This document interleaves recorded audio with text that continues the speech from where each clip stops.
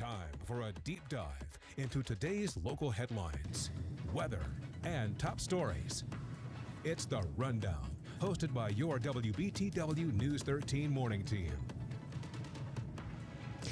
Well, good morning, everyone. You are watching The Rundown. We're giving you this live look out over Little River. As you can see, it's very gloomy, rainy, just not ideal conditions that you want to see really in the summertime. But this is what we're dealing with throughout the week, too, a little bit. I will say there are some dangerous conditions to be aware of. If you are just heading out the door today, there could be some light ponding on the roads. We know the roads are definitely wet, too. So take a little slower out there.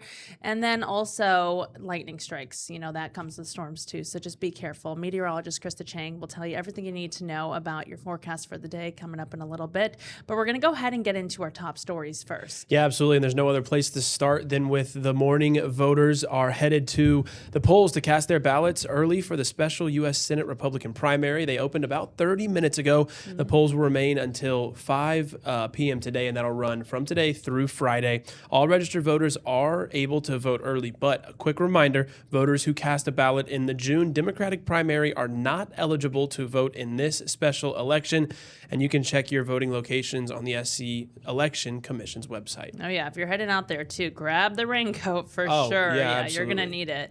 Hopefully there's not any long lines. All right, well, last night 4 of the Republicans vying for South Carolina U.S. Senate seat met in Mount Pleasant for a debate that was hosted by Nexstar, which is our parent company, and also WBTW. Congressman Ralph Norman and Russell Fry, as you see there, along with former South Carolina Governor Mark Sanford and Greenville businessman Mark Lynch were all who were present for that debate. Candidates were asked several questions surrounding national issues. We're talking like tariffs, the war in Iran, and they also were asked some more local issues such as protecting Social Security here in South Carolina. Let's take a listen to this.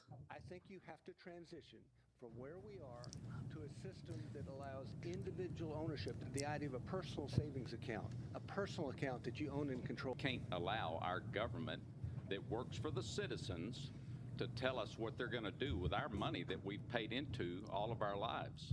We're going to protect Social Security and protect the investment that people have made.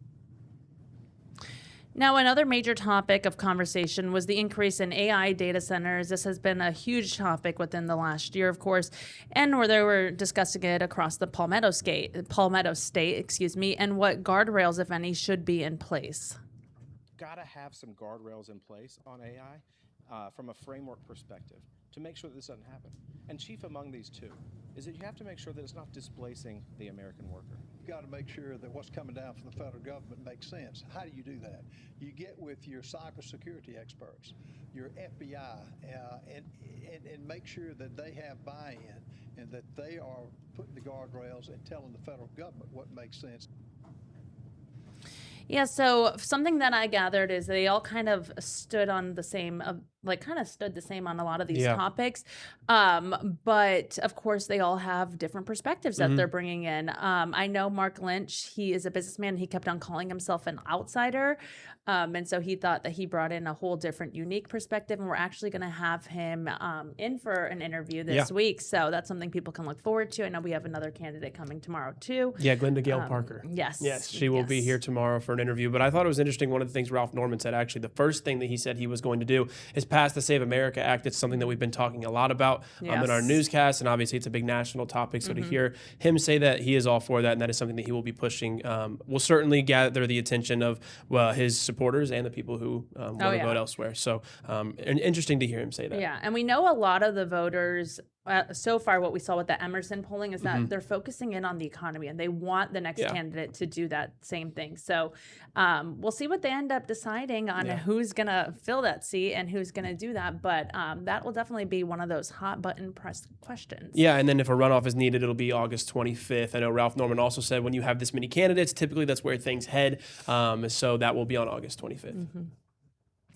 We have Krista here with us now. Hi, Krista. Hello. Good morning. Let's go ahead and switch paces up a little bit. So, Krista, we were talking a little bit about the weather earlier in the show, but tell us, are we going to be dealing with this rain throughout the day? We will get more spotty chances, but most of us are really actually going to clear out by about noon. We do have that lasting throughout lunchtime, though. Already, we are seeing just mostly cloudy skies, but mainly dry for some of us. We're going to have these periods of off and on showers really lasting throughout. And here's a live look at our Viper 13 real-time radar. Whoa. You could see just how much rain we really had. It is very busy. East of I-95 mainly, we didn't really see much of that rainfall make its way through parts of Laurinburg. We kind of trended a little bit more dry, and we are cloudy. But not only are we seeing some rain, we are also looking at some visibility being reduced and even some of our temperatures as well. Lower 70s to upper 70s if you're heading out the door, but it feels even warmer than that. And that is because of our dew points. Once again, those are in the mid to upper 70s. It's oppressive. It's a little bit uncomfortable as well. It's sticky. It's just humid. And again, that visibility is what we're watching for, not only because of the showers that we have, but we also have some dense patchy fog making its way through the area. So about 5-mile visibility in North Myrtle Beach. If you do plan on heading out, just make sure that you give yourself some extra time on the roads. Temperatures will be warming up into the upper 80s, lower 90s, and we'll get more chances for some scattered showers, but we actually could see some sunshine or mostly clear skies closer towards the coast. Okay, so it's kind of flip-flop from what we've been dealing with this week, because I feel like it's been later in the day. Yes. And this time it's earlier. There's still a chance for a stray shower for the PD, but most of us are going to be looking partly cloudy. And I know it's been spotty, but this has to be like the most rain I feel like we've gotten since like Easter. Yes, Yes. actually, we have seen so much rain just compared to what we've had in May and June. Right. Yeah. All right, Krista. Well, thank you. We are going to go ahead and talk about the Democrats now, who were headed to the PD. They were there last night making their pitch to voters. More than 100 people were at the meet and greet, and that was held at the Wesley United Methodist Church in Lake City.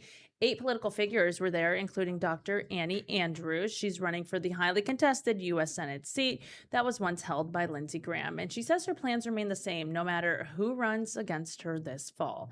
Let's go ahead and hear from her.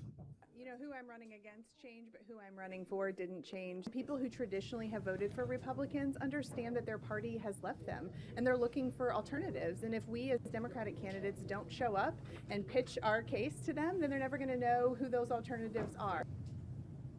Well, there you have it. I know yesterday we were talking about how we're intrigued to hear from her, Yeah. and I'm glad that our reporter, Eric Cooper there in the PD, was able to speak with her. Now, Election Day is set for August 11th, just so you know, and if there is a runoff, which obviously, like we have been mentioning, it's kind of likely, but that'll happen on the 25th. I know she's eager to find out who she is going to be facing Could you this fall. imagine? Yeah, Right? I mean, at this point, you would think that you would know by now if you are her in her shoes. But like she mentioned, no matter who it is, her plan doesn't change. So it's a good mindset to have. if She you're was going into saying an something election. interesting too about how, like, right now she's in this position where she can get some of those people that are, you know, swaying one way Yeah. or the other. She's kind of has this opportunity. So that was a positive outlook for her to look at that. Interested in hearing what they all have to say. Yeah, no, absolutely. Well, we're interested in hearing what you have to say after this break because we've got weather coming up. Stick around here on The Rundown. We'll be back with weather.